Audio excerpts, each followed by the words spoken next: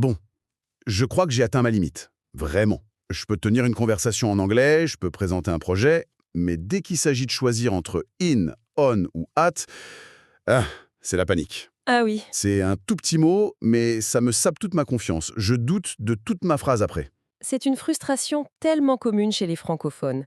Mais la bonne nouvelle, c'est que le problème, ce n'est pas la mémoire, c'est la méthode. La méthode. Oui, on essaie d'apprendre des règles par cœur au lieu de juste comprendre la logique. Aujourd'hui, on va essayer de changer ça pour que ça devienne enfin intuitif. Alors, pourquoi c'est un tel piège pour nous, justement? J'imagine que c'est notre manie de tout traduire mot à mot. Exactement, c'est le réflexe numéro 1. On pense «je suis au bureau» et on cherche une seule traduction pour «au». Or, ça n'existe pas. D'accord. Le vrai déclic, c'est de comprendre que l'anglais est une langue très visuelle. Très spatial. Là où le français est plus conceptuel, l'anglais nous force à zoomer sur la situation. Chaque préposition, c'est un niveau de zoom différent. Un niveau de zoom. J'aime beaucoup cette image. Expliquez-moi comment ça marche avec les trois plus connus. In, on et at.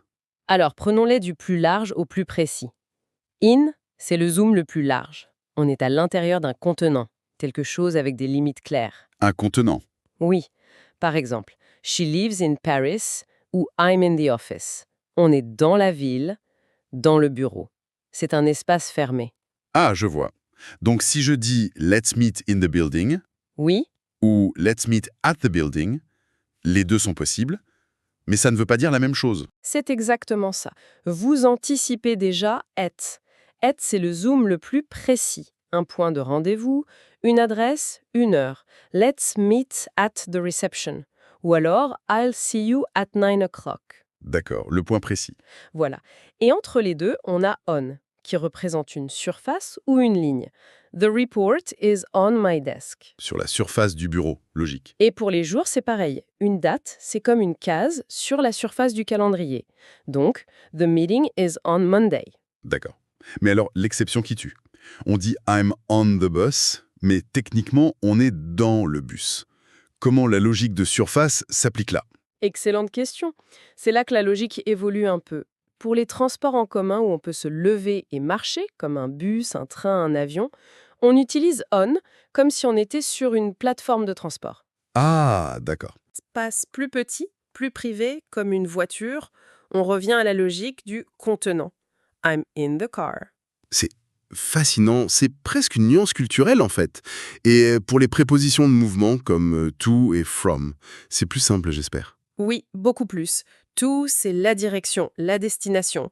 I'm going to work ou she sent an email to her manager. Ok, Et from, c'est l'origine, le point de départ. I'm coming from a meeting ou this package is from London. Simple nom. oui, ça va. Mais celle qui me pose un vrai problème, même en connaissant la théorie, c'est fort. À l'orage, sous la pression, mon cerveau cherche juste à traduire pour et je me bloque. Le piège de for, c'est qu'il a deux usages principaux. Le but ou la durée. Le but ou la durée. Voilà. Pour le but, I'm here for an interview. Et pour la durée, I lived in Dublin for 2 years. L'erreur classique, c'est de le confondre avec to. Un de mes clients a dit un jour, I came here for see you. Au lieu de to see you. Je vois très bien l'erreur. C'est une petite erreur, mais qui montre bien ce réflexe de traduction. D'accord. Cette approche visuelle, elle est vraiment puissante. Mais comment on fait pour que ça devienne un automatisme? Passer de la compréhension à l'action, sans réfléchir. C'est ça le vrai défi. C'est précisément le cœur du problème. Et c'est là que des approches comme celle de Cabinet Action sont efficaces. Au lieu de liste de vocabulaire, on vous met en situation. C'est-à-dire? On vous plonge dans une simulation de réunion et on vous demande « Where is the project manager ?» Votre cerveau est obligé de visualiser et la réponse « In his office » ou « At the coffee machine » devient naturelle. Ce n'est plus une règle de grammaire, c'est la pratique en contexte qui crée le réflexe.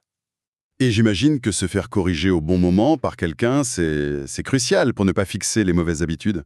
Absolument. L'accompagnement par le coach dédié, comme le propose Cabinet Action, c'est ça qui change tout. On corrige en temps réel, on construit la confiance. La priorité, c'est de communiquer. Le message passe souvent, même avec une petite erreur de préposition. Je comprends beaucoup mieux. En fait, mon blocage, c'était de penser au mot français « à », qui peut vouloir dire « in »,« on » ou « at ». je pensais en dictionnaire, pas en image. C'est le changement de perspective.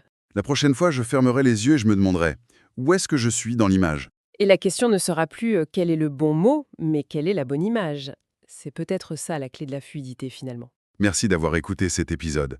Si vous souhaitez comprendre et utiliser les prépositions anglaises simplement et naturellement, découvrez les formations de Cabinet Action sur cabinetaction.fr. À très bientôt pour un nouvel épisode.